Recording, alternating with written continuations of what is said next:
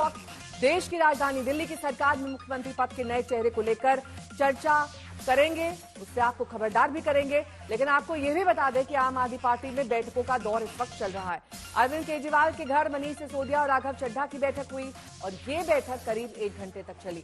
आज शाम आम आदमी पार्टी की पॉलिटिकल अफेयर्स कमेटी की बैठक है, जिसमें केजरीवाल, संजय सिंह, मनीष सिसोदिया, आतिशी, दुर्गेश पाठक समेत 11 लोग शामिल होने हैं। इस बैठक में मंथन किया जाएगा और इसके बाद कल अरविंद केजरीवाल इस्तीफा दे देंगे और कल ही केजरीवाल के इस्तीफे के बाद विधायक दल की बैठक होगी।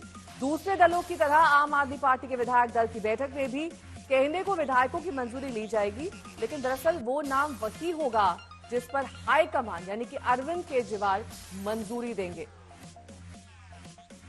कुछ लोग तो ये कह रहे हैं कि सर सतयुग में सुना था भगवान राम ने परिस्थितियोंवश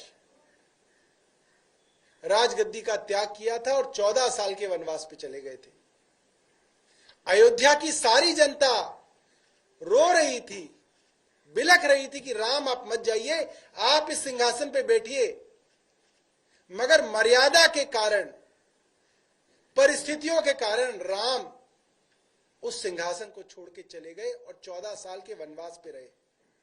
और उनके पीछे जिसको वो सिंहासन मिला, भरत उनके भाई, वो भी उनके खड़ाव रख के इंतजार करते रहे कि राम वापस आएंगे तो अपना जो है काम संभालेंगे। अरविंद केजरीवाल राम नहीं है, राम तो भगवान थे। भगवान राम के भक्त हनुमान और हनुमान के भक्त अरविंद केजरीवाल जी हैं। वो तो राम से तुलना नहीं की जा सकती।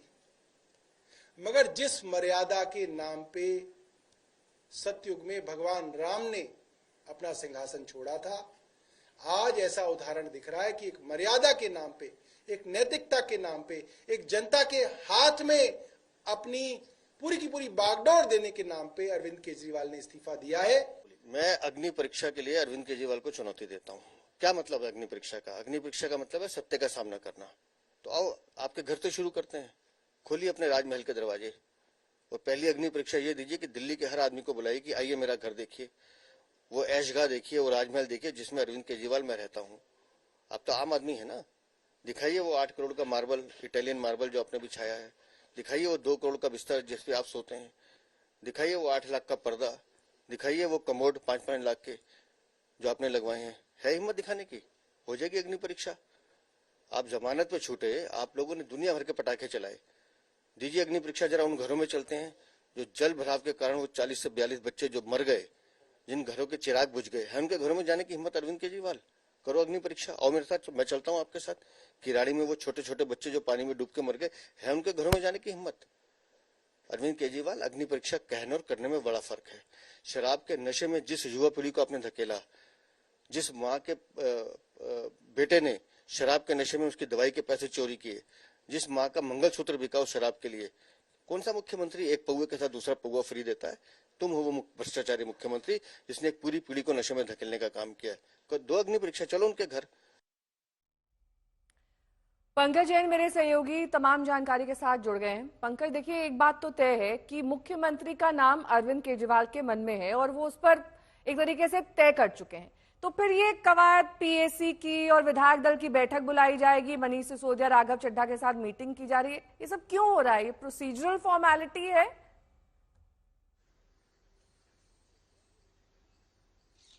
देखिए अभी भी कुछ ऐसे नाम हैं जिन्हें लेकर मंथन होना है और सीधे तौर पर आम आदमी पार्टी नेताओं के साथ अरविंद केजरीवाल उन नामों की चर्चा करना चाहते हैं कि आगे चुनाव के दौरान किस तरह से भूमिका तैयार की जा सकेगी।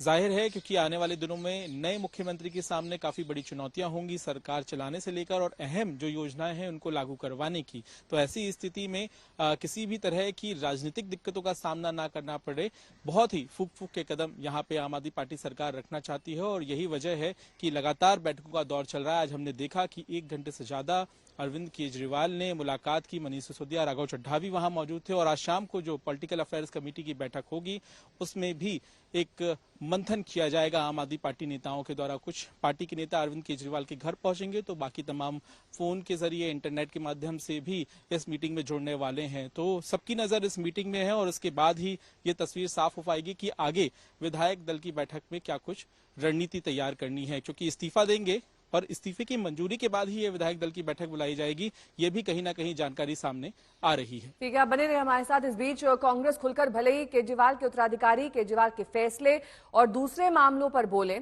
लेकिन कांग्रेस के नेता और दिल्ली के पूर्व मुख्यमंत्री शीला दीक्षित के बेटे संदीप दीक्षित का एक बड़ा बयान सामने आया है। संदीप दीक्षित ने दरअसल ये कहा कि सिसोदिया और केजरीवाल को जमानत मिलना पहले से ही तय था।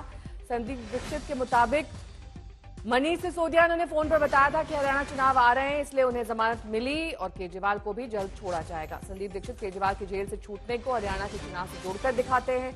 कहते हैं कि आम आदमी पार्टी वहीं पर चुनाव लड़ने पर जोर लगाती है जहां कांग्रेस मजबूत होती है।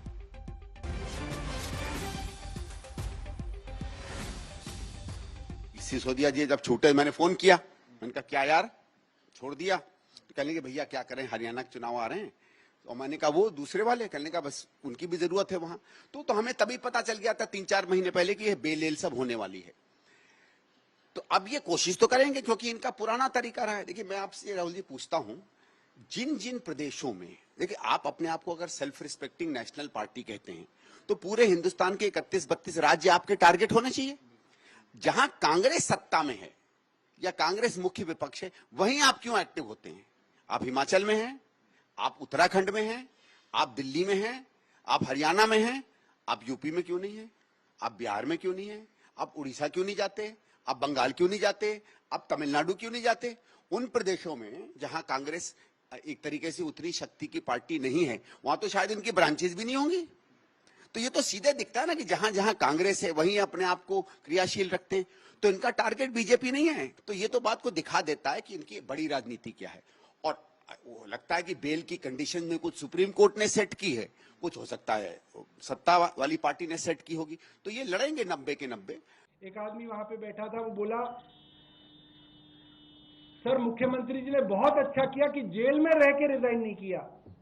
अगर जेल में रह के रिजाइन करते तो भारतीय जनता पार्टी कहती कि हमारे दबाव में रिजाइन करना पड़ गया। मुख्यमंत्री जेल से बाहर आए और खुद अपनी मर्जी से रिजाइन किया। ये मुख्यमंत्री जी ने बहुत बड़ा काम किया। देखिए, इस देश में किसी मुख्यमंत्री का ऐसा इतिहास नहीं दिखेगा आपको कि उस मुख्यमंत्री को जबरदस्ती कोर्ट, जैसे होता है ना कि डंडे से रगड़ के कुर्सी से हटाई हो। इस देश में संविधान का राज है, कानून का राज है, और संविधान कहता है कि अगर मुख्यमंत्री जेल जाते हैं तो मुख्यमंत्री को इस्तीफा दे देना चाहिए, उन्हीं की पार्टी का कोई दूसरा मुख्यमंत्री बन जाता है ताकि प्रदेश चलता रहे। लेकिन अरविंद केजरीवाल जी के मामले में दिखता है कि उनका अपना ईगो बड़ा है, दिल्ली की समस्या या दिल्ली का दर्द उनके लिए बड़ा नहीं है।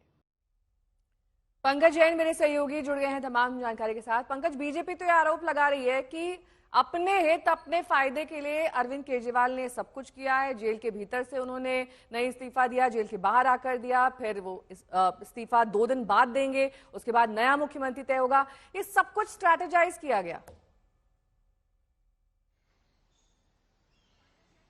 देखिए, बिल्कुल भाजपा ही सबसे बड़ी चुनौती है दिल्ली के भीतर आम आदमी पार्टी के लिए। और आपने देखा होगा कि अरविंद केजरीवाल ने जो भाषण दिया उसमें सीधे तौर पर वो भाजपा पर ही प्रहार करते हुए नजर आए। आज आपने सौरभ भारद्वाज की प्रेस कॉन्फ्रेंस सुनी, उसमें वो जितनी भी बातें कह रहे थे उसमें भाजपा का कनेक्शन था। तो कहीं ना कहीं आम आदमी पार्टी के निशाने में, केंद्र में सीधे तौर पर भाजपा। और यही वजह है कि जो तमाम मुद्दे भाजपा पिछले 2 सालों में या पिछले 1 सालों में उठाते आई है, चाहे भ्रष्टाचार का हो, चाहे वो घर का मामला हो, इन तमाम मुद्दों को दरकिनार करके अब इस रणनीति को अपनाया जा रहा है, जिसमें सबसे बड़ी रणनीति है इस्तीफा देना। तो जाहिर है कि ये जो बयानबाजी है इसका सिलसिला और भी तेज होगा जब चुनाव नजदीक आने लगेगा, क्योंकि यहां पर सीधी टक्कर हमें देखने के लिए मिलेगी आम आदमी पार्टी और भाजपा के बीच में आगामी चुनाव में।